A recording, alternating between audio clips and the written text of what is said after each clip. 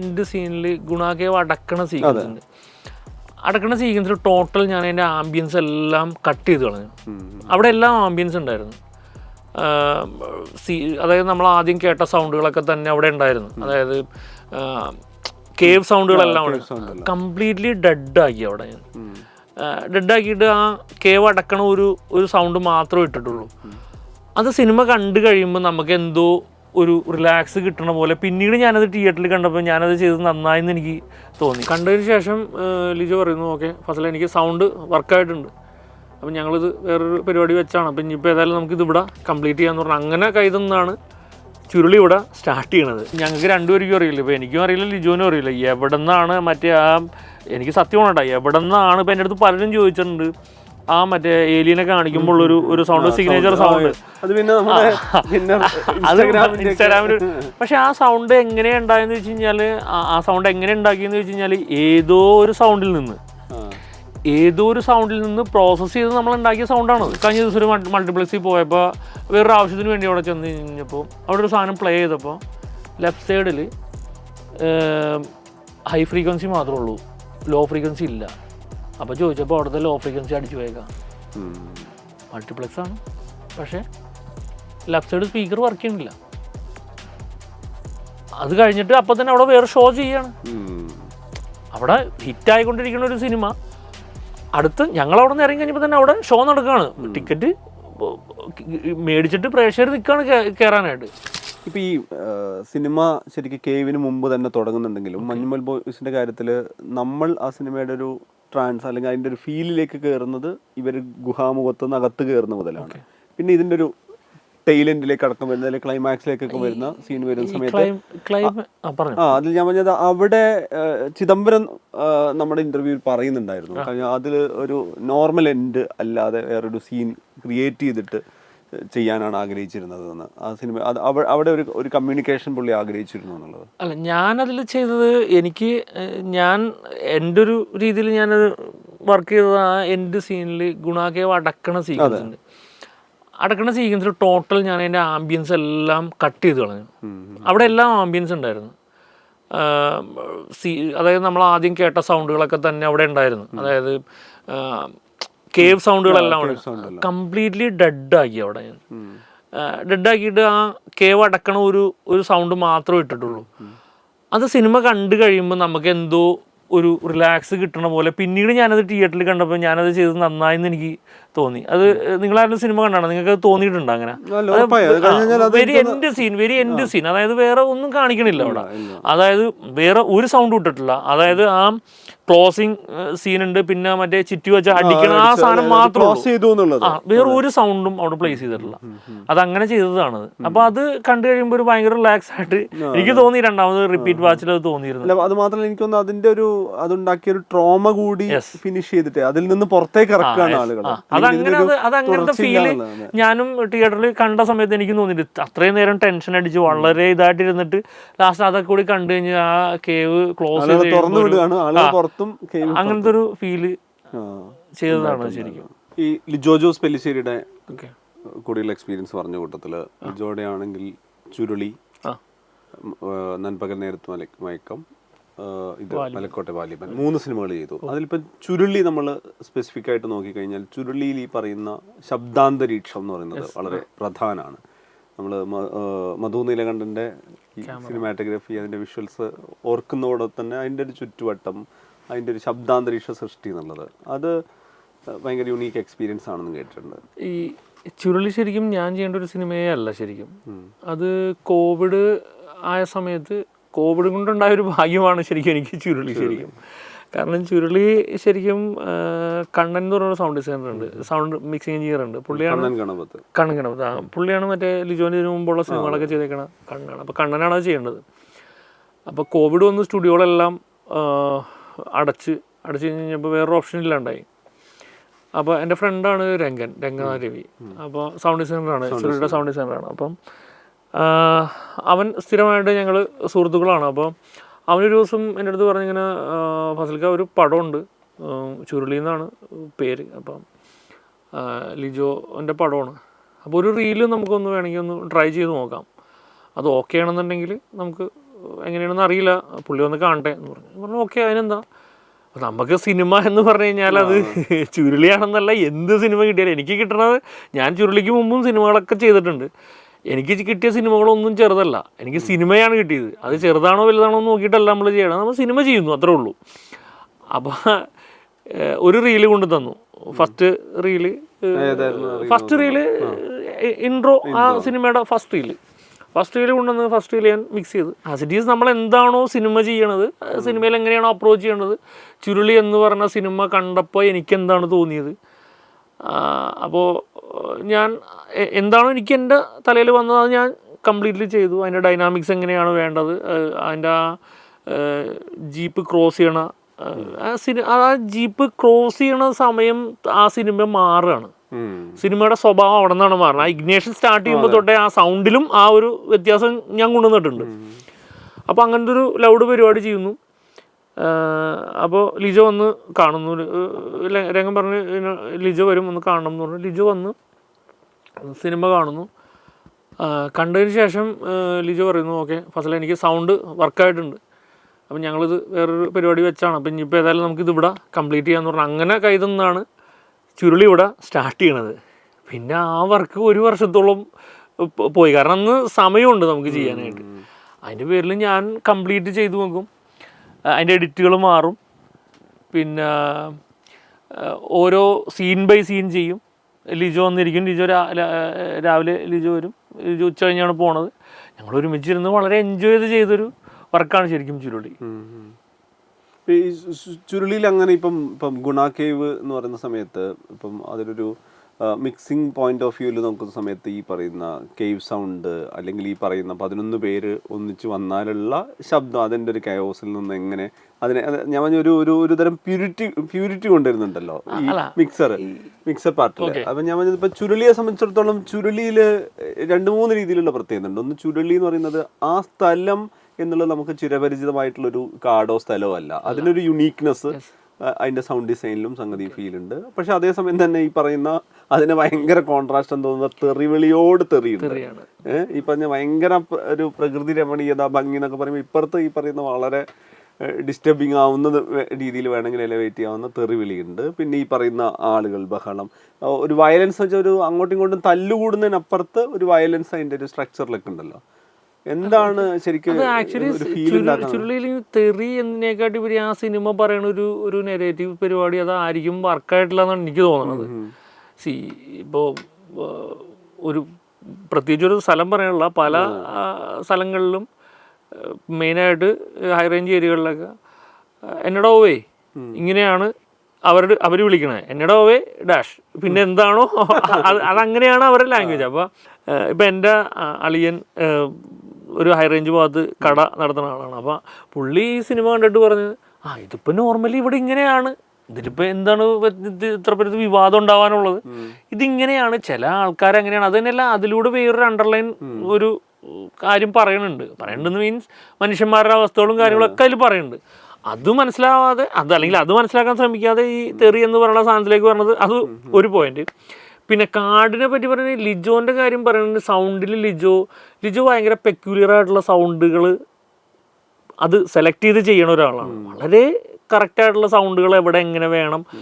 അപ്പോൾ നമ്മൾ വൺസ് ഒരു സിനിമയിലേക്ക് ആയിട്ടുണ്ടെങ്കിൽ പിന്നെ സിനിമയുടെ സ്വഭാവം നമുക്ക് കിട്ടിയിട്ടുണ്ടെങ്കിൽ പിന്നെ നമ്മളതിലായി, നമ്മൾ ചുരുളിയിലായി, പിന്നെ നമ്മൾ എന്ത് ചെയ്താലും ചുരുളിയാണ്, അങ്ങനത്തെ ഒരു അവസ്ഥയിലേക്ക് വരും. അപ്പോൾ നമ്മൾ അതനുസരിച്ച് ഇപ്പോൾ രംഗൻ ഒരുപാട് ഡിസൈൻ മീൻസ് അതിൻ്റെ കംപ്ലീറ്റ്ലി ലെയേഴ്സ്, രംഗൻ ഒരുപാട് സൗണ്ടുകൾ തരും, ഒരുപാട് സൗണ്ടുകൾ തരും രംഗൻ. അപ്പോൾ ആ സൗണ്ടുകൾ നമ്മൾ എങ്ങനെയാണ് പ്ലേസ് ചെയ്യേണ്ടത്, ടോണൽ വേരിയേഷൻസ് ഉണ്ടാക്കും. ഇപ്പോൾ ഞങ്ങൾക്ക് രണ്ടുപേർക്കും അറിയില്ല, ഇപ്പോൾ എനിക്കും അറിയില്ല ലിജോനും അറിയില്ല എവിടെ നിന്നാണ് എനിക്ക് സത്യമാണ് കേട്ടോ, എവിടെ നിന്നാണ് ഇപ്പോൾ എൻ്റെ അടുത്ത് പലരും ചോദിച്ചിട്ടുണ്ട് ആ മറ്റേ ഏലിയനെ കാണിക്കുമ്പോൾ ഒരു സൗണ്ട്, സിഗ്നേച്ചർ സൗണ്ട്, അത് ഇൻസ്റ്റാഗ്രാമിൽ. പക്ഷെ ആ സൗണ്ട് എങ്ങനെയാണ് ഉണ്ടായെന്ന് വെച്ച് കഴിഞ്ഞാൽ, ആ സൗണ്ട് എങ്ങനെ ഉണ്ടാക്കിയെന്ന് വെച്ച് കഴിഞ്ഞാൽ ഏതോ ഒരു സൗണ്ടിൽ നിന്ന് പ്രോസസ്സ് ചെയ്ത് നമ്മൾ ഉണ്ടാക്കിയ സൗണ്ടാണത്. അത് മിക്സ് ചെയ്യണ സമയത്ത് ഞാൻ ലിജോയും കൂടി ഇരുന്ന് പല വേരിയേഷൻസ് ഓഫ് സൗണ്ട്സ് ഉണ്ടാക്കും നമ്മൾ, പല ടൈപ്പ് സൗണ്ടുകൾ. ഈ സൗണ്ടിൽ നിന്ന് ഒരു സൗണ്ട് പിക്ക് ചെയ്താണ് അത് പ്ലേസ് ചെയ്തപ്പോൾ അത് വർക്കായി. അങ്ങനെയാണ് ആ സൗണ്ട് ഉണ്ടാവുന്നത്. അതേപോലെ പല സൗണ്ടുകളും ചുരുളിയിൽ നമ്മൾ കേട്ടുകൊണ്ടിരിക്കുന്ന പല സൗണ്ടുകളും ഈ പറഞ്ഞ പോലെ രംഗൻ തന്നേക്കുന്ന സൗണ്ടുകൾ ഇതെല്ലാം നമ്മൾ പ്രോസസ്സ് ചെയ്ത് നമ്മൾ വേറൊരു രീതിയിലേക്ക് കൺവേർട്ട് ചെയ്ത് അത് ആ സിനിമയിലേക്ക് ആക്കുകയാണ് നമ്മൾ. ആ പ്രോസസ്സ് അതെനിക്ക് ലിജോൻ്റെ സിനിമകളിൽ അങ്ങനെയാണ് കൂടുതലും സംഭവിക്കുന്നത്. കാരണം ഈ പറഞ്ഞ പോലെ ഓരോ പെക്യുലർ സൗണ്ട് പുള്ളിക്ക് അറിയാം അത് എവിടെയാണ് എന്താണെന്നുള്ളത് പുള്ളിക്ക് കറക്റ്റായിട്ട് അറിയാം. പിന്നെ നമ്മൾ ചെയ്ത് വെക്കണ സാധനങ്ങൾ ഞാൻ പറഞ്ഞില്ലേ, വൺസ് എനിക്കൊരു സിനിമ കിട്ടിയാൽ എനിക്ക് തോന്നിയേക്കുന്ന കാര്യമാണ്, എനിക്കൊരു സിനിമ കിട്ടി ഞാൻ ആ സിനിമയുടെ അകത്തേക്ക് ആയി കഴിഞ്ഞാൽ പിന്നെ അത് അങ്ങനെ അങ്ങോട്ട് ചെയ്യും അങ്ങോട്ട്. പിന്നെ അതിനകത്തേക്ക് നമ്മൾ ഓട്ടോമാറ്റിക്കലി ആ ഒരു കിക്കിലേക്കാവും. പിന്നെ നമ്മൾ അങ്ങനെയാണ് പിന്നെ എങ്ങനെ നമ്മൾ വർക്ക് ചെയ്താൽ ആ ഒരു കിക്കിലേക്ക് പിന്നെ പോവുള്ളൂ. പല സീനുകളും ചുരുളിയുടെ അങ്ങനെ തന്നെ ഉണ്ടായിരിക്കുന്നതാണ്. ഈ ചുരുളിയുടെ കാര്യം പറയുമ്പോൾ 3 പടം ലിജോയുടെ കൂടെ തുടർച്ചയായിട്ട് ചെയ്യാണല്ലോ. 3 സ്വഭാവമുള്ള സിനിമ. അതെ, ഉറപ്പായിട്ടും. ലിജോ ഈ സൗണ്ടിന്റെ ഈ ഫൈനൽ സൗണ്ട് മിക്സിങ്ങിന്റെ കാര്യത്തിൽ ലിജോയൊക്കെ തരുന്നൊരു ബ്രീഫ്, ഒരു ഐഡിയ എങ്ങനെയാണ് അങ്ങനെ ഒന്നിച്ച് വർക്ക് ചെയ്യുന്ന സമയത്ത്? അല്ല, ചുരുളിയുടെ സമയത്ത് ഞങ്ങൾ തമ്മിൽ പരിചയപ്പെടുന്ന ചുരുളിയിലാണ്. അങ്ങനെ പ്രത്യേകിച്ച് ബ്രീഫും കാര്യങ്ങളൊന്നും ഉണ്ടായില്ല. അങ്ങനെ പ്രത്യേകിച്ചൊന്നും പറഞ്ഞൊന്നുമില്ല. നമ്മൾ ചെയ്ത് ഓരോ ദിവസം സമയമുണ്ട് നമുക്ക്. ഓരോ ദിവസം വന്നിട്ട് നമ്മൾ പുതിയ എക്സ്പെരിമെൻ്റൽ പരിപാടികൾ ചെയ്യുന്നു.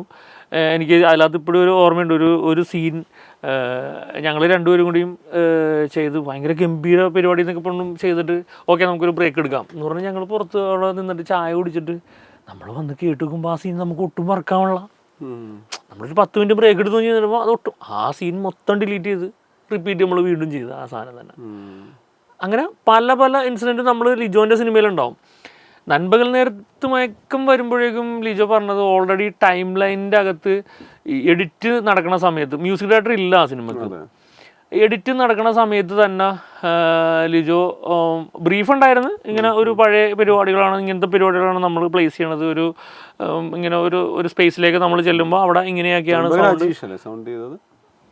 അജീഷാണ് അതിൻ്റെ ലൊക്കേഷൻ സൗണ്ട് ചെയ്തേക്കുന്നത്. ഇത് സൗണ്ട് ഡിസൈൻ രംഗം തന്നെയായിരുന്നു. പക്ഷെ അതിനകത്തുള്ള രസം എന്ന് വെച്ച് കഴിഞ്ഞാൽ ഒക്കെ സംഭവിച്ചു പോകണമെന്ന് പറയാനേ പറ്റുള്ളൂ. കാരണം ഓൾറെഡി ദീപുവാണ് അതിൻ്റെ എഡിറ്റർ. അപ്പം ദീപുവും ലിജോയും കൂടി ഓൾറെഡി ഒരു ലെയർ ചെയ്തിട്ടുണ്ട്. ഒരു ലെയർ, അതായത് ഒരു ബേസിക് ലെയർ ചെയ്തിട്ടുണ്ട്. അപ്പം നമ്മൾ ആ സൗണ്ട് കേട്ടപ്പോൾ അതിൽ ഒരു ഐഡിയ ആയി, ഇന്നതാണ് സൗണ്ട് എന്നുള്ളത്. പിന്നെ രംഗൻ്റെ അടുത്ത് കുറേ സാധനം നമ്മൾ കളക്ട് ചെയ്യുന്നു. രംഗൻ കുറേ സാധനങ്ങൾ ചെയ്തിട്ടുണ്ട്, ഫോളി അല്ലാതെ കുറേ ഇതേപോലെ റേഡിയോ ഓടുന്നു. പിന്നെ അത് വെച്ച് സൗണ്ട് സ്കേപ്പിംഗ് ലിജോ ഞാനിവിടെ ഇരുന്ന് ചെയ്യുക ചെയ്തത്. അത് ഭയങ്കര രസമായിരുന്നു ആ ഒരു. എനിക്ക് നൻപകലിന്റെ കാലത്ത് നോക്കുവാണെങ്കിൽ നൻപകലിൽ അങ്ങനെ ഒരു സംഭാഷണത്തിലൂന്നി പോകുന്ന സിനിമയല്ല. ഇപ്പം നമ്മൾ ചുരുളി ടു നൻപകൽ വരുവാണ്. നൻപകലത്തിൽ ട്രാൻസ്ഫോർമേഷൻ ആണെങ്കിലും നമ്മൾ ക്യാരക്ടറിന്റെ ട്രാക്ക് ആണെങ്കിലും അല്ലെങ്കിൽ ഈ ക്യാരക്ടർ ഉണ്ടാക്കുന്ന ഏതെങ്കിലും തരത്തിലൊരു ഡിലേമേ ആണെങ്കിൽ ഇതിലെല്ലാം സൗണ്ടിന് ഭയങ്കര റോളുണ്ട് ഉറപ്പായിട്ടും. പിന്നെ ഈ ജെയിംസ് സുന്ദരമായിട്ട് പോകുന്നതും തിരിച്ചുള്ള ജെയിംസിന്റെ വരവിൽ പോലും സൗണ്ട് ഡിസൈനിലാണ് ആ ട്രാൻസ്ഫോർമേഷനും പോക്കും വരവൊക്കെ ക്രിയേറ്റ് ചെയ്തേക്കും. അതിപ്പോൾ അതിനകത്തൊരു മറ്റേ ആ ഒരു വിൻഡോ കാണിക്കുമ്പോൾ ഒരു ഇങ്ങനെ കിടക്കിട അടിക്കണ ഒരു സൗണ്ട് ഉണ്ട് ബസ്സിൻ്റെ. അപ്പോൾ ലിജു പറഞ്ഞാൽ നമുക്കത് എടുത്ത് സെറ്റ് ചെയ്യാം. ഞാൻ പറഞ്ഞു ഓക്കെ നമുക്കത് അങ്ങനെ പിടിക്കാം. അത് ചെയ്യുന്നു. അത് ശരിക്കും സുന്ദരത്തിൽ നിന്ന് ജെയിംസിൽ നിന്ന് സുന്ദരത്തിലേക്ക് മാറണം. എഡിറ്റിൽ പ്രത്യേകിച്ച് വ്യത്യാസമൊന്നുമില്ല. അതെങ്ങനെ അത് പ്രേക്ഷകരിലേക്ക് അത് കൺവേ ആകും എന്നുള്ള സാധനത്തിൽ വളരെയധികം എക്സ്പെരിമെൻ്റൽ സാധനങ്ങൾ നമ്മൾ ഡേ ബൈ ഡേ ചെയ്തതിന് ശേഷമാണ് അങ്ങനത്തെ ഒരു കൺക്ലൂഷനിൽ എത്തിയത്. ആക്ച്വലി അത് സംഭവിച്ചു പോയതാണ്, എല്ലാം സംഭവിച്ചു പോണതാണ്. അത് ആ സമയത്ത് നമ്മൾ ചെയ്ത് വരുമ്പോൾ പല രീതിയിൽ പല കാര്യങ്ങൾ ട്രൈ ഔട്ട് ചെയ്യുന്നു. ഏതെങ്കിലും ഒരെണ്ണത്തുമ്പോൾ നമ്മൾ ലോക്കാവുന്നു. അങ്ങനെ ലോക്കാവുന്ന സാധനം ഞങ്ങൾ രണ്ടുപേരും അപ്രൂവ് ചെയ്യണം. ചിലപ്പോൾ ലിജോ പറയും ഇത് ഓക്കെ എന്ന് പറയും. അപ്പോൾ അറിയില്ല നമുക്കൊന്നുകൂടി മാറ്റി പിടിക്കുക എന്ന് പറഞ്ഞാൽ ലിജോൻ്റെയൊക്കെ ക്വാളിറ്റി അവിടെയാണ്. മാറ്റി പിടിക്കുക എന്ന് പറയുമ്പോൾ പുള്ളിക്ക് ഇല്ല എനിക്കിത് വേണം എന്ന് പറഞ്ഞു കഴിഞ്ഞാൽ അത് ഓക്കെ. പക്ഷെ അങ്ങനെയല്ല, പുള്ളി നമുക്ക് വേറെ ട്രൈ ചെയ്യാം. അങ്ങനെ ട്രൈ ചെയ്ത് വരുമ്പോൾ ചിലപ്പോൾ വേറെ സാധനം നമുക്ക് കിട്ടും. അങ്ങനത്തെ ഒരു വർക്കിംഗ് പരിപാടിയായിരുന്നു ചെയ്തുകൊണ്ടിരുന്നത്. അതിൻ്റെ സൗണ്ട് സ്കേപ്പിംഗ് അവിടെ നിന്ന് പിന്നെ സുന്ദരം ആയി എന്ന് നമ്മൾ മനസ്സിലാവണത് ഈ വീടിൻ്റെ അകത്ത് കയറിയതിന് ശേഷം അപ്പോൾ ഓരോ അപ്പം നമ്മൾ പല രീതിയിലും ട്രൈ ഔട്ട് ചെയ്തിട്ട് പല പാട്ടുകൾ പല രീതിയിൽ പ്ലേസ് ചെയ്ത് നോക്കുന്നു.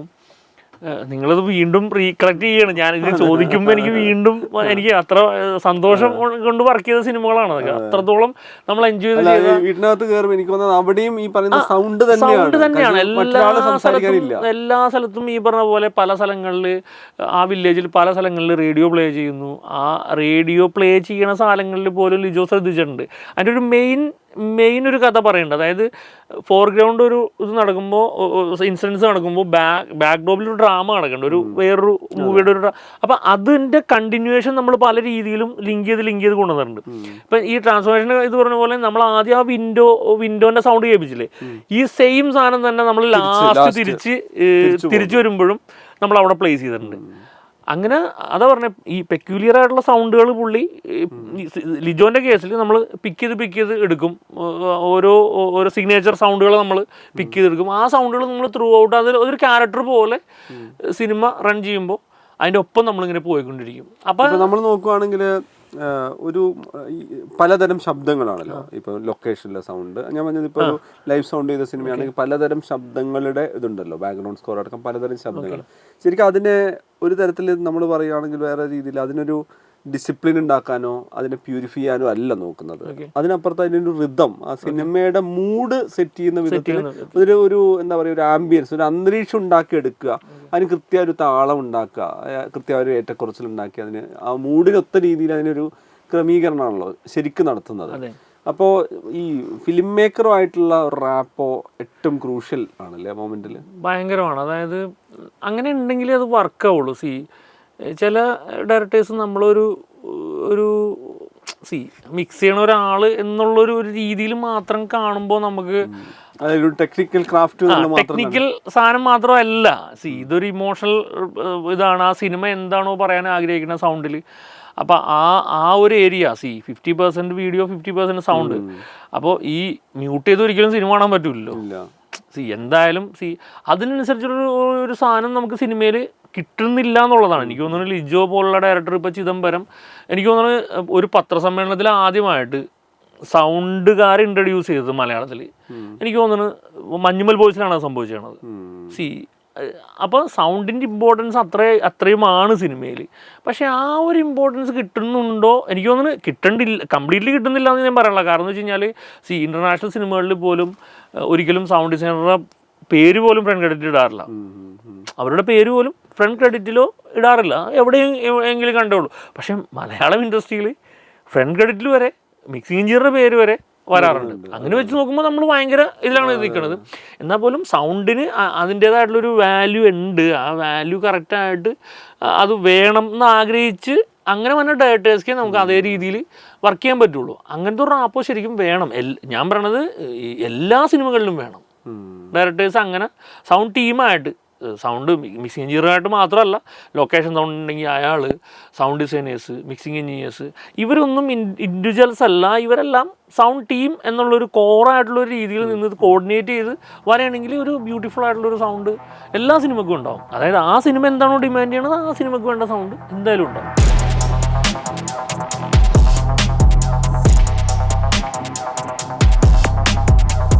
ഇപ്പോൾ നമ്മൾ ലിജോടെ തന്നെ പടം നോക്കുകയാണെങ്കിൽ ഇപ്പം നൻപകലും ചുരുളിയും കഴിഞ്ഞിട്ട് മലക്കോട്ടെ വാലിബലിലെത്തുമ്പോൾ ഈ വേണമെങ്കിൽ പറയാവുന്ന കുറച്ചുകൂടി എക്സാജറേറ്റ് ചെയ്തിട്ടുള്ള റീക്രിയേറ്റ് ചെയ്തിട്ടുള്ള സൗണ്ട് ആവശ്യമുള്ള സിനിമയാണ്. അവിടെ ഈ പറയുന്ന ഒരു ഫാന്റസി എലമെന്റ്, ഒരു ഫോക്ക് ഫീലുള്ള സിനിമയാണ്. അപ്പോൾ ഈ നേരത്തെ ഒരു രീതിയിലുള്ളൊരു വർക്കോ രീതിയിലുള്ള ഡിസൈനോ അല്ല സിനിമയുടെ കാര്യത്തിൽ. അല്ല, അത് ലിജോൻ്റെ എനിക്ക് തോന്നുന്നു ഇനി വരാനിരിക്കുന്ന സിനിമകളിലൊന്നും, ഇപ്പോൾ ഇനിയിപ്പോൾ ഇനി അടുത്ത സിനിമ നമ്മളാണോ ഇല്ലേ എന്നുള്ളതല്ല, അതറിയില്ല. അത് പക്ഷേ എന്നാൽ പോലും ലിജോൻ്റെ സിനിമകളിൽ എന്തായാലും സൗണ്ട് സെപ്പറേറ്റ് ആയിരിക്കും.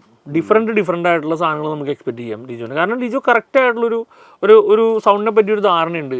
അത് കാരണം എന്ന് വെച്ച് കഴിഞ്ഞാൽ നമ്മൾ ഇത് ചെയ്യുമ്പോൾ ഈ വാലിബൻ ചെയ്യുമ്പോൾ വാലിബനിൽ ആ കോട്ട സീക്വൻസിലുള്ള ഗൺ ഷോട്ട്സ് ശ്രദ്ധിച്ചിരുന്ന അവിടെ മറ്റേ മെക്കനാസ് ഗോൾഡ് പോലത്തെ പഴയ സിനിമകളിൽ ആ സിനിമ അങ്ങനെയാണ് അതിൻ്റെ ട്രീറ്റ്മെൻറ്റ് എന്നുള്ളത് പറഞ്ഞത് ലിജോ ആണ്. ലിജോ ഞങ്ങൾ ഹൈദരാബാദിലായിരുന്ന സമയത്ത് ലിജോ ഹോട്ടൽ റൂമിൽ വെച്ചാണ് പറയണത്. എൻ്റെ അടുത്ത് പറഞ്ഞിരുന്നു ഇങ്ങനെ ഒരു ഓൾഡ് ഗൺ പരിപാടിയാണ് നമ്മൾ ഉദ്ദേശിക്കണമെന്ന് പറഞ്ഞിരുന്നു. പക്ഷേ നമ്മൾ അവിടെ വെച്ചിട്ട് മെക്കനാസ് ഗോൾഡ് കാണുമ്പോഴാണ് നമുക്ക് ആ ഒരു ഡിസൈൻ എന്താണ് എന്ന് മനസ്സിലാവുന്നത്. അപ്പോൾ അത് തന്നെ നമ്മൾ ഇതിൽ വേറൊരു രീതിയിൽ നമ്മൾ അഡാപ്റ്റ് ചെയ്തെടുക്കുക ചെയ്തത്, അങ്ങനത്തെ ഒരു സൗണ്ടിങ് പരിപാടി. ശ്രദ്ധിച്ചിരുന്നോ ശരിക്കും? അത് നോർമലി അതിന്റെ ഞാൻ ഒരു നേരത്തെ ഉള്ളതിനേക്കാളും ഒരൊറ്റ ദേശം ഒരൊറ്റ സ്ഥലത്തെ സൗണ്ട് എന്നുള്ളതിൽ നിന്ന് മാറി ഒരുപാട് സൗണ്ട്. പിന്നെ ശരിക്കും ഭയങ്കരമായിട്ട് നമ്മൾ കഷ്ടപ്പെട്ട ഒരു സിനിമയാണ് ഈ വാലിബൻ. കഷ്ടപ്പാടെന്ന് പറയാൻ പറ്റില്ല, എന്നാൽ പോലും അതും ഭയങ്കര എൻജോയ് ചെയ്ത്. ലിജോന്റെ സിനിമകൾക്ക് അങ്ങനെ ഒരു ഗുണമുണ്ട്. കാരണം നമുക്കൊരു മിക്സിംഗ് എഞ്ചിനീയർ എന്നുള്ള രീതിയിൽ വളരെയധികം നമ്മളെ ക്രിയേറ്റീവായിട്ട് വർക്ക് ചെയ്യാനുള്ളൊരു സ്പേസ് നമുക്ക് ഈ സിനിമകളിൽ നിന്നെല്ലാം നമുക്ക് കിട്ടും. അപ്പം അതിൽ വേല ഉണ്ട്, ഫെസ്റ്റിവൽ സീക്വൻസ് ഇല്ലേ, അത് കംപ്ലീറ്റ്ലി പെർക്കസീവായിട്ടുള്ളൊരു എൻവയോൺമെന്റ് ആണത്. കണ്ടിരുന്നില്ലേ ആ പടത്തിന്റെ എൻവയോൺമെന്റ്? കംപ്ലീറ്റ്ലി പെർക്കസീവ് ആയിട്ടുള്ള എൻവയോൺമെന്റ്. അവിടെ ഈ പറഞ്ഞ പോലെ പല പല താളത്തിൽ പല ജോണറിൽ ഈ പല കാര്യങ്ങളാണ് നടക്കണേ. അതിൻ്റെ ഇടയ്ക്ക് മ്യൂസിക് എന്ന് പറഞ്ഞ ഒരു സ്റ്റഡി ആയിട്ടുള്ളൊരു ജോണറും ഒരു രീതിയും ഒരു പാറ്റേണും ഉണ്ട്. അപ്പം അത് ബ്രേക്ക് ചെയ്യാൻ പാടില്ല. അപ്പം അതാണ് അതിൻ്റെ ടെൻഷൻ നിർത്തുന്നത്. അതിലൊരു പിച്ച് വേരിയൻസ് പോകണ്ട. അപ്പം ആ ടോണും ഈ വേല സീക്വൻസും അതിൻ്റെ അകത്ത് നടക്കുന്ന ഇൻസിഡൻസും ഇതൊക്കെ കൂടി ബാലൻസ് ചെയ്ത് കൊണ്ടുപോകാന്ന് പറഞ്ഞാൽ ഭയങ്കരമായിട്ടുള്ളൊരു ഇതായിരുന്നത്. അവിടെ തന്നെ മറ്റേ ലാലേട്ടനും ആ പെണ്ണും തമ്മിലൊരു ഇതിൻ്റെ അകത്തേക്ക് പോയിട്ട് പെട്ടെന്ന് ബ്രേക്ക് ചെയ്തതിന് ശേഷം അവിടെ ഒരു വേറൊരു മ്യൂസിക് ഒക്കെ വരുന്നുണ്ട്. അത് ഇമോഷണൽ കണക്റ്റ് ആവുന്ന രീതിയിലുള്ളൊരു മ്യൂസിക്കാണ്. അപ്പം ഇതൊക്കെ കൂടി ബാലൻസ് ചെയ്ത് കൊണ്ടുപോകാന്ന് പറഞ്ഞാൽ ഭയങ്കര ഒരു ടഫായിട്ടുള്ളൊരു ജോബായിരുന്നത്. പക്ഷെ അത് ഭയങ്കര എൻജോയ് ചെയ്തൊരു വർക്കാണ്. സൗണ്ട് തന്നെ പലതരം ശബ്ദങ്ങളും താളങ്ങളൊക്കെ മിക്സ് ചെയ്ത് വരുമ്പോൾ അതിൽ കേൾവിയിൽ നമുക്ക് എന്തായാലും ഒരു കേൾക്കാൻ ഇമ്പം വേണം, നമ്മുടെ കാതിന് അത് അഡാപ്റ്റ് ചെയ്യാൻ വേണം എന്നുള്ള കാര്യം വെച്ച് ചോദിച്ചാണ്. ഇപ്പം ഇതിൽ അജഗജാന്തരം വരുന്ന സമയത്ത് ഈ പറയുന്ന ഒരു ഉത്സവാന്തരീക്ഷമാണ്, അവിടെ തല്ലിൻ്റെ അങ്ങനെ ഒരു ടോട്ടൽ കയോസ് ആയിട്ടുള്ള അറ്റ്മോസ്ഫിയറിലാണ് നമ്മൾ ഈ ആനയുടെ പലതരത്തിലുള്ള റിയാക്ഷൻസും ചിഹ്നംവിളിയും സംഗതിയൊക്കെ വരുന്നത്. അവിടെ ഒരു കുറച്ചുകൂടി വിഷമകരമായിട്ടുള്ളൊരു ഡിസൈൻ ആയിരുന്നു. അല്ല, ഞാൻ ചെയ്തേക്കണ ഈ സിനിമകളിലെല്ലാം, ഇപ്പം ഞാൻ ഈ പറഞ്ഞ സിനിമകളിലെല്ലാം സൗണ്ട് വളരെ കോംപ്ലിക്കേറ്റഡ് ആയിട്ട് ചെയ്യേണ്ട സിനിമകളായിരുന്നു അതെല്ലാം. അതെന്തോ ദൈവഭാഗ്യം കൊണ്ട് നമുക്ക് അങ്ങനത്തെ അത് ഭാഗ്യം തന്നെയാണ് അങ്ങനെ കുറച്ച് സെറ്റ് ഓഫ് സിനിമകൾ നമ്മുടെ കയ്യിൽ വരാമെന്നുള്ളത്. ഈ അജഗജാന്തരത്തിൻ്റെ കാര്യം പറയുകയാണെങ്കിൽ അവിടെ രംഗൻ വേറൊരു സാധനം ചെയ്തിരുന്നു. അവിടെ രംഗം ചെയ്തത് സാധാരണ സിനിമകളിൽ ഈ ആനപ്പടം എന്ന് വന്നു കഴിഞ്ഞിട്ടുണ്ടെങ്കിൽ ആനയുടെ ചിഹ്നംവിളിയാണ് അതിനകത്ത് മെയിൻ സിഗ്നേച്ചറായിട്ട് വന്നത്. അത് തന്നെ. അപ്പൊ ആ സിനിമയിൽ അങ്ങനത്തെ ഒരു സാധനം ശ്രദ്ധിച്ചിരുന്നു. അങ്ങനത്തെ ഒരു സാധനം ഇല്ല. ആനയുടെ വേറെ കുറച്ച് മാനറിസംസ് ആണ്. അത് രംഗൻ പോയിട്ട് ഡയറക്റ്റ് ക്യാപ്ചർ ചെയ്ത് കൊണ്ടുവന്ന സൗണ്ടുകളാണ്. അതിൽ നിന്ന് പിക്ക് ചെയ്തിട്ടാണ് ചില സാധനങ്ങൾ നമ്മൾ ചെയ്ത് വെച്ചത്. പിന്നെ അത് ഭയങ്കര ഒരു കയോ മൂഡായിരുന്നല്ലോ, ഒരു ട്രാൻസ് മൂഡായിരുന്നു മ്യൂസിക്. ജസ്റ്റിൻ ഗംഭീരമായിട്ട് ട്രാൻസ് ചെയ്തിട്ടുണ്ടായില്ല അത്. ആ സ്റ്റണ്ട് നടക്കാൻ പോണ മുമ്പുള്ള ഒരു സാധനങ്ങളൊക്കെ അതൊക്കെ തിയേറ്ററിൽ ഭയങ്കര ഓളമുണ്ടാക്കിയൊരു സാധനം വരുന്നത്.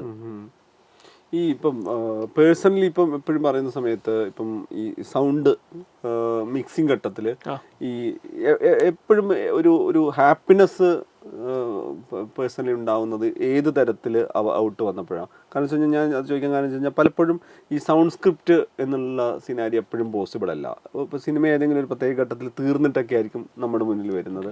അല്ലെങ്കിൽ ഒരു പ്ലാൻ പ്രകാരം ഇതിൻ്റെ ലാസ്റ്റ് ഘട്ടത്തിൽ ഇതൊന്ന് സേവ് ചെയ്തെടുക്കണം എന്നുള്ള രീതിയിൽ വരാം. അങ്ങനെ പല ഇതുണ്ടല്ലോ. ഇല്ല, അങ്ങനെയുള്ളൊരു സംഭവം എനിക്ക് കിട്ടിയേക്കണതെല്ലാം ഞാൻ അങ്ങനത്തെ ഒരു രീതിയിൽ തന്നെ ഹാൻഡിൽ ചെയ്തിട്ടുണ്ട്. എനിക്ക് ആകെ ഇത്തിരി കോംപ്ലിക്കേഷൻ വന്നൊരു സിനിമയിൽ എനിക്ക് ചാവേർ എന്ന് പറഞ്ഞ സിനിമ ചെയ്യുമ്പോൾ ചാവേറിൽ ടിനു ഫസ്റ്റ് ഡേ ടിനു വന്ന് കണ്ടിട്ട്, അപ്പോൾ അജഗജാന്തരം ഓൾറെഡി ഞാൻ ടിനുവിൻ്റെ മിക്സ് ചെയ്തതാണല്ലോ. ചാവേർ തുടങ്ങിയപ്പോൾ ചാവേർ മിക്സ് ചെയ്ത് ഫസ്റ്റ് ഡേ വന്ന് ടിനു കാണുമ്പോൾ ടിനു കണ്ടിട്ട് പറഞ്ഞു, ഫസ്റ്റിലേക്ക് എനിക്കിതൊരു തിയേറ്ററിക്കൽ എക്സ്പീരിയൻസ് കിട്ടണില്ല എന്ന് പറഞ്ഞു. അങ്ങനൊരു കമ്മ്യൂണിക്കേഷൻ ഞങ്ങൾ തമ്മിൽ ചെയ്യാൻ പറ്റാത്തൊരവസ്ഥയായി. അതായത് ടിനു പറയണത് ടിനുവിനൊരു തിയേറ്ററിക്കൽ എക്സ്പീരിയൻസ് കിട്ടണില്ല. പക്ഷേ ഞാൻ നോക്കിയിട്ട് എനിക്ക് വേറെ പ്രശ്നങ്ങളൊന്നും തോന്നണമില്ല. ഇതെന്താണെന്ന് നമുക്ക് രണ്ടുപേർക്കും അങ്ങോട്ടും മനസ്സിലാവണില്ല. പിന്നെ ഞാൻ പറഞ്ഞു ഓക്കെ എന്നാൽ നീ 2 ദിവസം കഴിഞ്ഞിട്ട് നമുക്ക് ഒന്നുകൂടി ഇരിക്കാമെന്ന് പറഞ്ഞ് വീണ്ടും ഞാൻ ആ സിനിമയിൽ ഇരുന്ന് അതിൻ്റെ ഓവറോൾ ലെവൽസ് അത് ഞാൻ ഉദ്ദേശിച്ചത് വളരെ മൈൽഡായിട്ട് ആ സിനിമ കൊണ്ടുവന്നിട്ട് പിന്നെ എൻ്റെ ലെവലിലേക്ക് വരുമ്പോഴേക്കും വേറൊരു ലെവലിലേക്ക് സിനിമ എത്തിക്കാമെന്നായിരുന്നു ഞാൻ വിചാരിച്ചിരുന്നത്. പക്ഷേ ടിനുവിനെ സംബന്ധിച്ചിടത്തോളം ടിനുവിന് ആദ്യം തൊട്ടേ ആ ടെൻഷൻ വേണം. അതായിരുന്നു ആ കമ്മ്യൂണിക്കേഷൻ ഗ്യാപ്പ് വന്നത്. ആ കമ്മ്യൂണിക്കേഷൻ ഗ്യാപ്പ് വന്ന ആ സിനിമയിൽ അങ്ങനത്തെ ഒരു സ്റ്റാർട്ടിങ് തൊട്ടേ ആ ഒരു ടെമ്പോ വേണം. അതെനിക്ക് കുറച്ച് കഴിഞ്ഞപ്പോഴാണ് എനിക്ക് ആ കമ്മ്യൂണിക്കേഷൻ കിട്ടിയത്. പിന്നീട് അത് സ്മൂത്തായിട്ട് പോയി. പിന്നെ ആ സിനിമയ്ക്ക് ഈ പറഞ്ഞ പോലെ ഫസ്റ്റ് ഡേ എന്തോ സൗണ്ട് തിയേറ്ററിൽ ചെന്നതിന് ശേഷം സൗണ്ട് എന്തോ റിയർ ചാനൽ വർക്ക് ചെയ്യാനുള്ളതെന്നൊക്കെ പറഞ്ഞിട്ടും എന്തോ കംപ്ലയിൻസ് ഒക്കെ ഉണ്ടായിരുന്നു ആ സിനിമയ്ക്ക്. പക്ഷേ ആ സിനിമ ഫസ്റ്റ് ഡേ അത് കഴിഞ്ഞതിന് ശേഷം ഈ കണ്ടൻറ്റ് ചെയ്യേണ്ട സ്ഥലത്ത് നിന്ന് തന്നെ വിളിച്ചിരുന്നു. അവരുടെ മിസ്റ്റേക്കായിരുന്നത്. അപ്പോൾ സിനിമ ഫസ്റ്റ് ഡേ റൺ ചെയ്യണ സമയത്ത് ഈ സിനിമയുടെ ടീം എന്നെ വിളിച്ചിട്ട് പറഞ്ഞു റിയർ ചാനലൊന്നും വർക്ക് ചെയ്യണില്ല. അപ്പോൾ നമ്മൾ അത്രത്തോളം കഷ്ടപ്പെട്ടിട്ടാണ് ഒരു സിനിമ ചെയ്യണത്. ആ സിനിമ ചെയ്തിട്ട് അത് ഫസ്റ്റ് ഡേ ഇങ്ങനത്തെ ഒരു സാധനം കേൾക്കുമ്പോൾ നമ്മൾ ഭയങ്കര ടെൻഷനായി. ഇപ്പോൾ ഇങ്ങനത്തെ ഒരു കോൾ വന്നപ്പോൾ ഞാൻ അപ്പം തന്നെ ഇവിടെ നിന്ന് നേരെ വണ്ടി എടുത്തിട്ട് ഈ എം സിനിമാസിൽ പോയിട്ട് വരാപ്പുഴ പോയിട്ട് ഞാൻ സിനിമ കണ്ടു കഴിഞ്ഞപ്പോൾ വേറെ കുഴപ്പമൊന്നുമില്ല. റിയർ ചാനലൊക്കെ വർക്ക് ചെയ്യേണ്ട എല്ലാം പെർഫെക്റ്റാണ്. അപ്പം തന്നെ എനിക്ക് ഗ്രൂപ്പുണ്ട്, ഈ തിയേറ്റേഴ്സിൻ്റെ ഗ്രൂപ്പുമായിട്ട് എനിക്ക് കണക്ഷൻ ഉണ്ട്. കാരണം സിനിമാസ് അത്യാവശ്യം ഈ പറയുന്ന സൗണ്ടിൻ്റെ കാര്യത്തിൽ ക്വാളിറ്റി ഉണ്ട്. എം സിനിമാസ് ക്വാളിറ്റി ഉണ്ട്. അപ്പോൾ തിയേറ്റർ ഗ്രൂപ്പിൽ മെസ്സേജ് വന്ന് എനിക്ക് കണ്ടൻറ്റിൻ്റെ പ്രശ്നമാണ്, മിക്സിൻ്റെ പ്രശ്നമല്ല, കണ്ടൻറ്റിൻ്റെ പ്രശ്നമാണ്. കണ്ടൻറ്റ് ഒരുപാട് കണ്ടൻറ്റ് കൊടുക്കുന്ന ആൾക്കാരുണ്ടല്ലോ, അതിനകത്ത് ഏതോ ഒരു കണ്ടൻറ്റ് കൊടുത്ത ആൾക്കാർക്ക് പറ്റിയ മിസ്റ്റേക്കാണ്, അവരുടെ ഭാഗത്തു നിന്ന് മിസ്റ്റേക്കാണ്, അതുകൊണ്ടാണ് അങ്ങനെ സംഭവിച്ചത്. അപ്പോൾ സിനിമയിൽ ഇങ്ങനെയുള്ള അത് നമ്മുടെ പ്രശ്നം കൊണ്ടുണ്ടായതല്ല, നമ്മൾ ഒരു കാലിബ്രേറ്റഡ് സ്റ്റുഡിയോയിലിരുന്ന് തീരുമാനങ്ങൾ എടുത്ത് പുറത്ത് വിടുന്ന ഒരു സാധനമാണ്. അത് തിയേറ്ററിൽ ചിലപ്പോൾ ഇങ്ങനെ ആരെങ്കിലും ഒരു മിസ്റ്റേക്ക് കൊണ്ട് എന്തെങ്കിലും പറ്റിക്കഴിഞ്ഞാലും കോള് നമുക്ക് അവനത്. പക്ഷെ നമ്മൾ അത്രയും ക്രിയേറ്റീവായിട്ട് വർക്ക് ചെയ്തിട്ട് പിന്നീട് ഇങ്ങനെ ഒരു കോള് വരുമ്പോൾ നമുക്ക് ഭയങ്കര വിഷമമാണ്. ആകെ ഒരു വിഷമം ഞാൻ ഇത്രയും സിനിമകൾ ചെയ്തിട്ട് എനിക്ക് ആകെ ഉണ്ടായ ഒരു വിഷമം ഇതിൽ നിന്നാണ്. പക്ഷേ ഏറ്റവും ബെസ്റ്റ് സൗണ്ടിൻ്റെ റിവ്യൂ കിട്ടിയതും ഏറ്റവും ബെസ്റ്റ് സൗണ്ട് കോള് വന്നതും ചാവേറിൻ്റെ കാര്യത്തിലായിരുന്നു. ഏറ്റവും കൂടുതൽ സൗണ്ട് ഭയങ്കര രസമായെന്ന് പറഞ്ഞ് ഒരുപാട് പേരെന്നെ വിളിച്ചത് ചാവേറിൻ്റെ കാര്യത്തിൽ. എല്ലാ സിനിമ ചെയ്യുമ്പോഴും നമുക്കൊരു കോള് വരും. എന്നാൽ പോലും ചാവേറിൻ്റെ കാര്യത്തിൽ കോള് വന്നപ്പോൾ എനിക്ക് ഭയങ്കര സന്തോഷമായിരുന്നു. കാരണം ഒന്നാമതിൽ ഈ എറർ ഇങ്ങനെ സംഭവിച്ചുകൊണ്ട്, പക്ഷേ ആ എറർ നമ്മുടെ കയ്യിൽ നിന്ന് പറ്റിയതല്ല എന്ന് നമ്മൾ അപ്പം തന്നെ അത് ചെക്ക് ചെയ്തത്. നമ്മൾ നേരെ തിയേറ്ററിൽ പോയി കാണുമ്പോൾ അവിടെ അത് ഓക്കെ ആയിരുന്നു. അപ്പോൾ പിന്നെ നമ്മുടെ കുഴപ്പമില്ലല്ലോ, കണ്ടന്റിൻ്റെ ഭാഗത്തു നിന്നുള്ള സാധനമാണെന്ന്. സൗണ്ട് എന്നുള്ളത് നമുക്കറിയാം സിനിമയിൽ വിഷ്വലിൻ്റെ അത്ര തന്നെ പ്രാധാന്യമുള്ളതാണ്. പക്ഷേ നമ്മളെപ്പോഴും ആലോചിക്കുന്ന സമയത്ത് വിഷ്വല് കഴിഞ്ഞ് ഒരുപക്ഷെ ബാക്ക്ഗ്രൗണ്ട് സ്കോറിംഗ് ഒക്കെ കഴിഞ്ഞതിന് ശേഷമാണ് സൗണ്ടിനെ പരാമർശിക്കപ്പെടാറുള്ളത്. ഈ ഇപ്പം ഡിജിറ്റലിന് ശേഷമൊക്കെ ആളുകൾ ഈ ഡിജിറ്റൽ ക്യാമറ അല്ലെങ്കിൽ ഡിജിറ്റൽ സാങ്കേതിക വിദ്യയ്ക്ക് ശേഷം പലപ്പോഴും പറയാവുന്നത്, നമ്മൾ നേരത്തെ മൂന്നാം പക്കത്തിൻ്റെ കാര്യം പറഞ്ഞുകൊണ്ടാണ്, പഴയ സിനിമയിൽ കുറച്ചുകൂടി മിനിമലായിട്ടാണ് ഒരു BGM ഡിസൈൻ ഉണ്ടാവാറുള്ളത്. അവിടെ സൈലൻസിന്, സൗണ്ടിന് അല്ലെങ്കിൽ ഈ ആംബിയൻസ് ക്രിയേറ്റ് ചെയ്യുന്നതിലൊക്കെ ഭയങ്കര പ്രാധാന്യം ഉണ്ടാവുന്നു.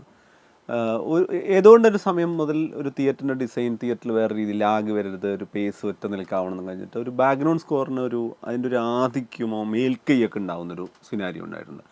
ഇതിൻ്റെ എല്ലാ അവസാന ഘട്ടത്തിൽ ഇതിൻ്റെ ഒരു ഫിനാലയിൽ ഇരുന്നിട്ട് ഈ കാര്യങ്ങൾ ചെയ്യുന്ന ഒരാൾ എന്നുള്ള രീതിയിൽ ഞാൻ പറഞ്ഞൊരു ഓഡിയോഗ്രാഫിയിലെ ഒരു ഫിനാലയിൽ ഇരുന്ന് കാണുന്ന രീതിയിൽ എങ്ങനെയാണ് ഒരു സിനിമയുടെ BG, സൗണ്ട് ഡിസൈൻ, അതിൻ്റെ ഒരു ടോട്ടൽ ഓഡിയോഗ്രാഫി അതിനെ കാണുന്നത്? അത് ഇതിനെക്കുറിച്ച് പറയാൻ ശരിക്കും ഞാൻ ആളല്ല എന്നുള്ളതാണ് ഫസ്റ്റ്. കാരണം എക്സ്പീരിയൻസ് എന്നുള്ള രീതിയിൽ എനിക്ക് പറയാൻ പറ്റും. കാരണം ഞാനിത് പറഞ്ഞു തുടങ്ങിയാൽ അത് നമ്മളുടെ സിനിമ മൊത്തം എന്തോ ഒരു രീതിയിലാണ് പോണതെന്ന് നമ്മൾ പറയേണ്ടി വരും. അതുകൊണ്ട് തന്നെയാണ് ഞാൻ നേരത്തെ മൂന്നാം പക്കം പോലുള്ള സിനിമകളുടെ റെഫറൻസും കാര്യങ്ങളും പറഞ്ഞത്. സൗണ്ടിൻ്റെ കേസിൽ പറയുകയാണെങ്കിൽ സൗണ്ടിൽ ക്വാണ്ടിറ്റി ഓഫ് സൗണ്ട്സ് അല്ല ശരിക്കും നമുക്ക് വേണ്ടത്.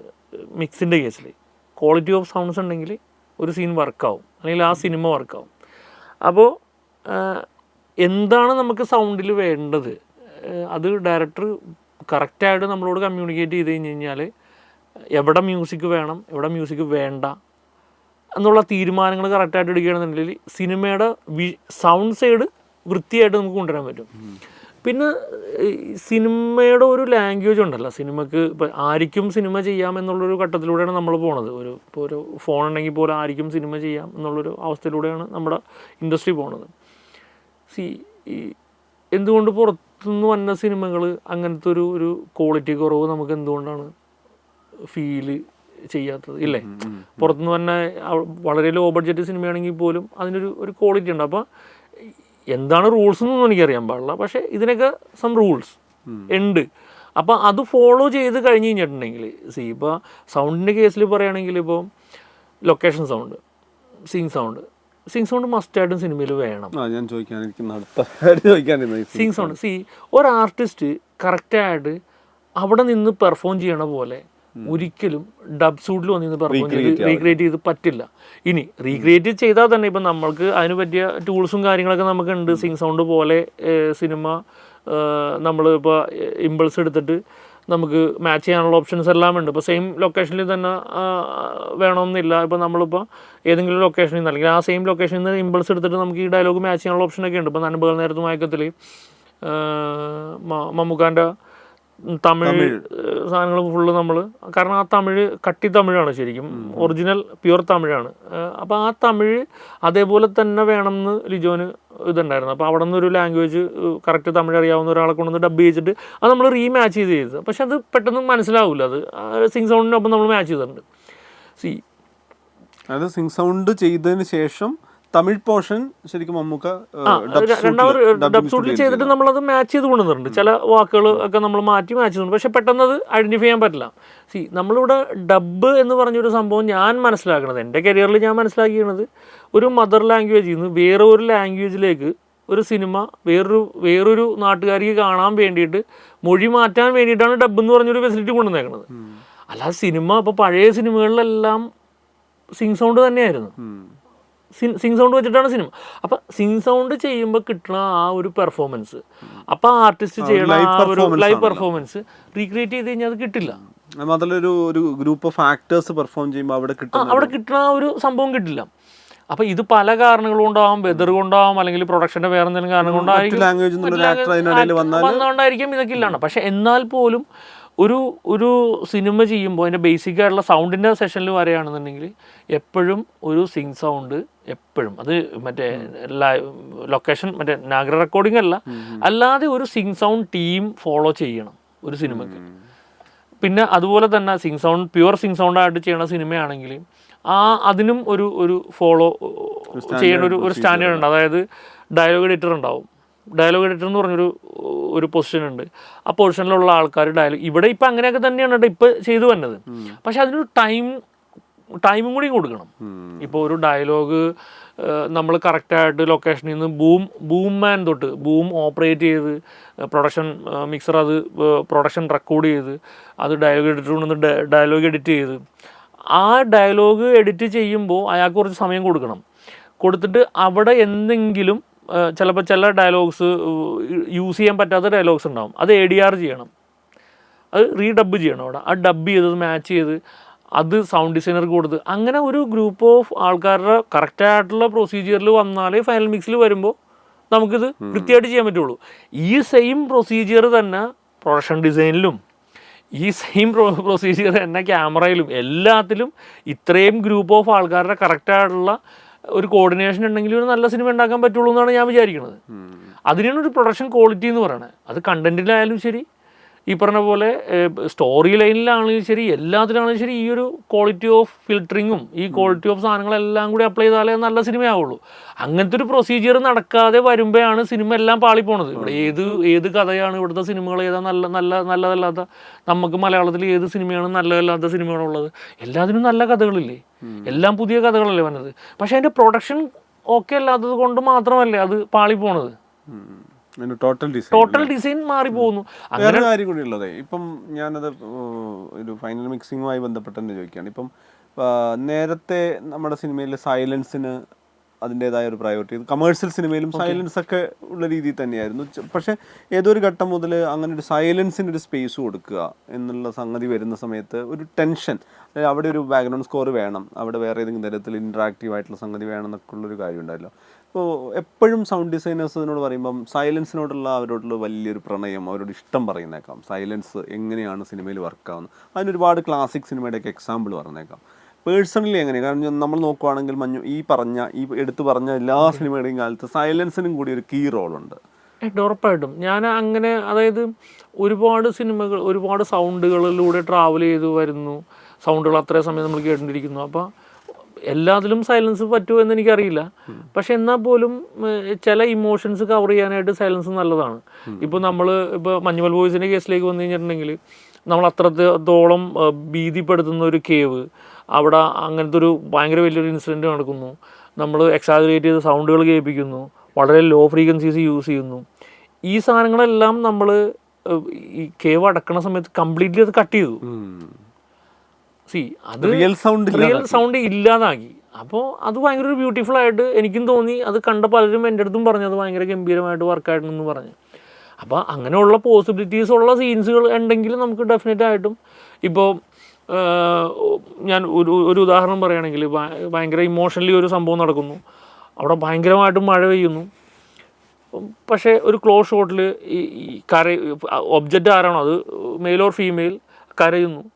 പക്ഷെ നമ്മൾ ആ മഴ കംപ്ലീറ്റ് കട്ട് ചെയ്തിട്ട് അവിടെ നമ്മൾ ഈ കരയുന്ന സൗണ്ടോ അല്ലെങ്കിൽ കരയുന്ന ആ ഒരു ഇമോഷനോ മാത്രം വെച്ചിട്ട് അവിടെ ഒരു ബാക്ക്ഗ്രൗണ്ട് സ്കോർ ചെറുതായിട്ട് വായിച്ചാൽ അത്രയും നേരം കണ്ടുകൊണ്ടിരുന്ന പ്രശ്നം അത് ഭയങ്കര ഇമോഷണലി കണക്റ്റ് ആവും.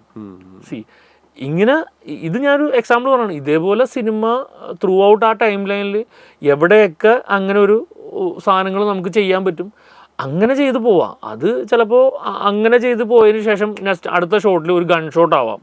അപ്പോൾ ആ ഗൺ ഷോട്ടിൻ്റെ ഒരു പവർ എത്രത്തോളം ഹൈപ്പിൽ നമുക്ക് കൊണ്ടുവരാൻ പറ്റും അത്രത്തോളം നമുക്ക് കൊണ്ടുവരാൻ പറ്റും. അപ്പം അങ്ങനത്തെ എക്സ്പെരിമെൻ്റൽ സാധനങ്ങളൊക്കെ നമുക്ക് ട്രൈ ചെയ്യാം. ഇനി നേരെ ഓപ്പോസിറ്റും ചെയ്യാം.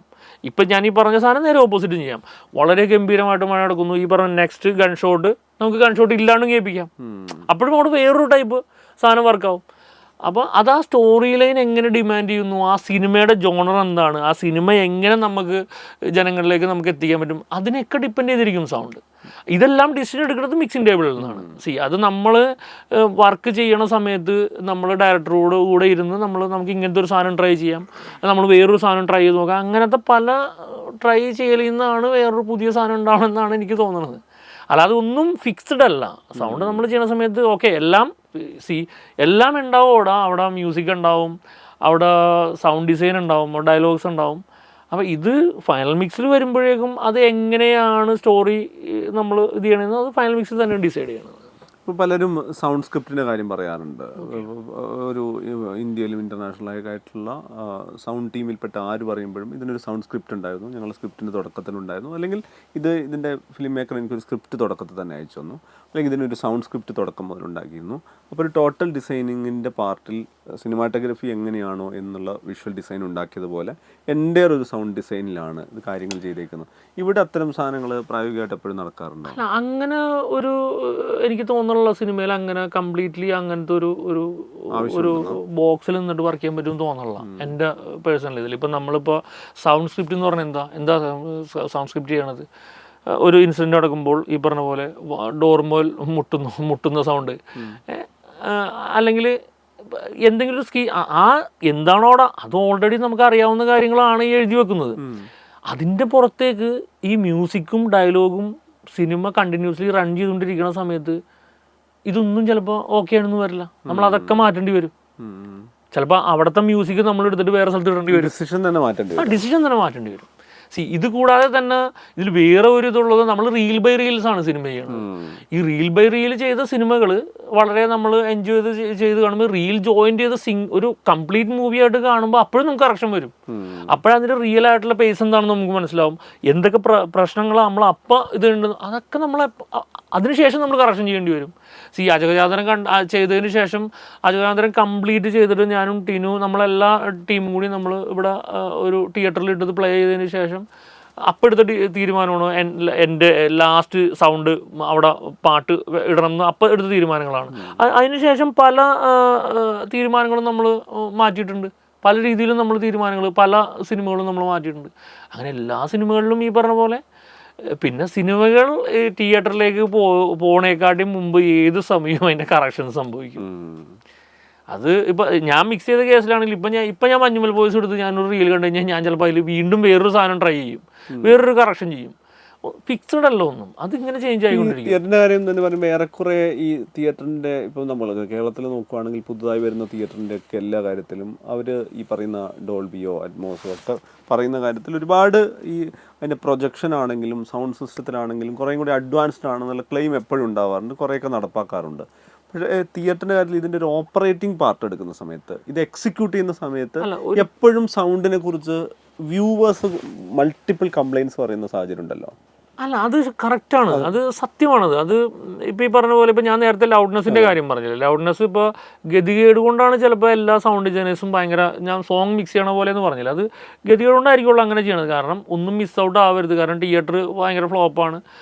ഞാൻ പിന്നെ എൻ്റെ ഒരു തീരുമാനമാണ്, സിനിമ എന്തായാലും എനിക്ക് അങ്ങനെ ചെയ്യാൻ പറ്റില്ല, അങ്ങനത്തെ ഒരു സൗണ്ടിങ് ഞാൻ ചെയ്യില്ല, എനിക്ക് എൻ്റേതായിട്ടുള്ള കുറച്ച്, കാരണം സിനിമയാണ് ഞാൻ ചെയ്യണത്, അപ്പോൾ സിനിമയിൽ നിന്നിട്ട് തന്നെ എനിക്ക് ചെയ്യണം എന്നുള്ളതുകൊണ്ട് ഞാൻ ആ ഒരു അങ്ങനത്തെ ഒരു ഡിസിഷൻ മേക്കിംഗ് ഞാൻ തന്നെ എടുത്തേക്കണത്. ഞാൻ ഡയറക്ടറായിട്ട് കമ്മ്യൂണിക്കേറ്റ് ചെയ്തത് ഓക്കെയാണ്, അങ്ങനത്തെ രീതിയിൽ നമ്മൾ വർക്ക് ചെയ്തിട്ടുള്ളൂ, നമ്മളതിൽ സക്സസ്സും ആണ്. ഇപ്പം ഞാൻ ചെയ്ത എല്ലാ സിനിമകളിലും 100% അല്ലെങ്കിൽ എനിക്ക് അങ്ങനത്തെ ഒരു സാധനം എനിക്ക് തോന്നിയിട്ടുണ്ട്. പക്ഷേ തിയേറ്ററുകൾ മോശമെന്ന് പറയാൻ കാരണം ഞാൻ മോശമാണെന്നല്ല, മെയിൻറ്റെയിൻ ചെയ്യാനായിട്ട് കറക്റ്റല്ല മെയിൻറ്റെയിനിങ് എന്നുള്ള കാര്യം ഇതാണ്. ഇപ്പം ഞാൻ കഴിഞ്ഞ ദിവസം ഒരു മൾട്ടിപ്ലക്സിൽ പോയപ്പോൾ വേറൊരു ആവശ്യത്തിന് വേണ്ടി അവിടെ ചെന്ന് കഴിഞ്ഞപ്പോൾ അവിടെ ഒരു സാധനം പ്ലേ ചെയ്തപ്പോൾ ലെഫ്റ്റ് സൈഡിൽ ഹൈ ഫ്രീക്വൻസി മാത്രമേ ഉള്ളൂ, ലോ ഫ്രീക്വൻസി ഇല്ല. അപ്പോൾ ചോദിച്ചപ്പോൾ അവിടുത്തെ ലോ ഫ്രീക്വൻസി അടിച്ചു പോയേക്കാം, മൾട്ടിപ്ലക്സ് ആണ്, പക്ഷേ ലെഫ്റ്റ് സൈഡ് സ്പീക്കർ വർക്ക് ചെയ്യണില്ല. അത് കഴിഞ്ഞിട്ട് അപ്പം തന്നെ അവിടെ വേറെ ഷോ ചെയ്യാണ്. അവിടെ ഹിറ്റായിക്കൊണ്ടിരിക്കുന്ന ഒരു സിനിമ അടുത്ത് ഞങ്ങളവിടെ നിന്ന് ഇറങ്ങി കഴിഞ്ഞപ്പോൾ തന്നെ അവിടെ ഷോ നടക്കുകയാണ്, ടിക്കറ്റ് മേടിച്ചിട്ട് പ്രേക്ഷകർ നിൽക്കുകയാണ് കയറാനായിട്ട്. നമ്മൾ എന്ത് പറയും? പിന്നെ ഈ പറഞ്ഞ പോലെ ഓപ്പറേറ്റേഴ്സിന് ഒരു മിനിമം നോളജ് കൊടുക്കാം, ട്രെയിനിങ് കൊടുക്കാം. അതായത് അങ്ങനെയല്ല, ഇപ്പോൾ സ്പീക്കർ പോവും അതുകൊണ്ട് സൗണ്ട് വെക്കൂല എന്ന് പറയണേക്കാട്ടിയും ഓരോ സിനിമകൾ വരുമ്പോഴും അവിടുത്തെ ആരാണോ അവിടുത്തെ അതിൻ്റെ ഓണർ അവർക്ക് പറയാം, ഓക്കെ ഈ സിനിമ ഏത് ലെവലിലാണ് പ്ലേ ചെയ്യണമെന്ന് അവർക്ക് ഡിസൈഡ് ചെയ്യാമല്ലോ. അറ്റ്ലീസ്റ്റ് അതിൻ്റെ ബാക്ക് സീറ്റിൽ നിൽക്കുമ്പോൾ ഇരിക്കണ ആൾക്ക് ഡയലോഗ് കേൾക്കുന്നുണ്ടോ എന്നുള്ളൊരു സാധനം ചെക്ക് ചെയ്ത് വെച്ചിട്ട് ഏതാണോ ആ ഡയലോഗിൽ അത് പ്ലേ ചെയ്തോട്ടെ, ഓക്കെ ആയിരിക്കും. കാരണം ആ മിക്സിംഗ് എഞ്ചിനീയർ ലാസ്റ്റ് റോയിലിരിക്കുന്ന ആളല്ല, ഒരു മിഡിലിരിക്കുന്ന ഒരാൾക്ക് ആ ഡയലോഗ് കേൾക്കുന്ന ലെവലിലേക്ക് ആ ലെവൽ പുഷ് ചെയ്തിട്ടുണ്ടെങ്കിൽ അത് ഓക്കെ ആയിരിക്കും. അതുപോലും ചെയ്യാതെ ഞങ്ങൾ ഇത്ര ലെവലിൽ പ്ലേ ചെയ്യുമെന്ന് പറഞ്ഞുകൊണ്ടിരിക്കണതിൽ എന്താ അർത്ഥമുള്ളത്? ഈ സെയിം പ്രശ്നം തന്നെ ഇതിലും ഉണ്ട്, വിഷ്വലിലും ഉണ്ട് ഇല്ലേ? സെയിം പ്രശ്നം തന്നെ പ്രൊജക്ഷനിലും എല്ലാം ഈ സെയിം പ്രശ്നമുണ്ട്. അപ്പോൾ അത് തിയേറ്ററുകാർ തന്നെ അത് എടുക്കേണ്ട തീരുമാനം. അവിടെയാണ് ഈ പറഞ്ഞ പോലെ ഐമാക്സ് പോലുള്ള തിയേറ്ററുകളുടെ വിജയം. കാരണം അവർ ആ ക്വാളിറ്റി എപ്പോഴും മെയിൻറ്റെയിൻ ചെയ്യുന്നുണ്ട്. ഈ സൗണ്ട് ആണെങ്കിൽ തന്നെ ഒരു 2 മാസം കൂടുമ്പോഴും 3 മാസം കൂടുമ്പോഴും കാലിബ്രേറ്റ് ചെയ്യണം സൗണ്ട്. അതിൻ്റെ റീസൺ എന്താ വെച്ച് കഴിഞ്ഞാൽ ഈ വൂഫേഴ്സ് എല്ലാം കംപ്ലീറ്റ് ഓരോ ഷോയും കഴിയുമ്പോൾ ഇത് വർക്ക് ചെയ്തുകൊണ്ടിരിക്കുകയാണ്. അപ്പോൾ വൂഫേഴ്സ് കംപ്ലീറ്റ് വർക്ക് ചെയ്ത് ഇതിൻ്റെ കാലിബ്രേഷൻ പോകും. ഈ കാലിബ്രേഷൻ പോയി കഴിയുമ്പോൾ റീകാലിബ്രേറ്റ് ചെയ്ത് റീലെവൽ ചെയ്ത് കഴിഞ്ഞാൽ വീണ്ടും അപ്പോൾ 2 മാസം കൂടുമ്പോഴെങ്കിലും അതൊരു റുട്ടീനായിട്ട് ഈ സാധനങ്ങളൊക്കെ ചെയ്ത് കഴിഞ്ഞാൽ അതേപോലെ പ്രൊജക്ഷനും ചെയ്ത് കഴിഞ്ഞാൽ മെയിൻറ്റെയിൻ ചെയ്തിട്ടുണ്ടെങ്കിൽ ഇതൊക്കെ നന്നായിട്ട് ചെയ്യാൻ പറ്റും. അല്ലാതെ എന്താ പറയുക ഇതിന്? അങ്ങനത്തെ ഒരു ക്വാളിറ്റി ഓഫ് പരിപാടി വേണം ശരിക്കും.